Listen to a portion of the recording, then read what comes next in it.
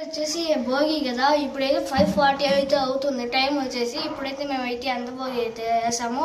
మేమైతే 2 గోతాలు అయితే వేసాం. ఫస్ట్ గోతం అయిపోయింది, సెకండ్ గోతం కూడా అయిపోయింది. సెకండ్ గోతంలో ధర్మకోల్ అలాంటివి ఉన్నాయి, అవన్నీ అయిపోయి థర్డ్ గోతంలో అయితే ఇంకా ఉన్నాయి. చూపిస్తాను మేము ఎలాంటి చెక్కలు వేసాము.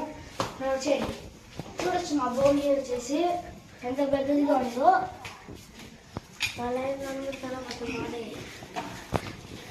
చూడొచ్చు భోగి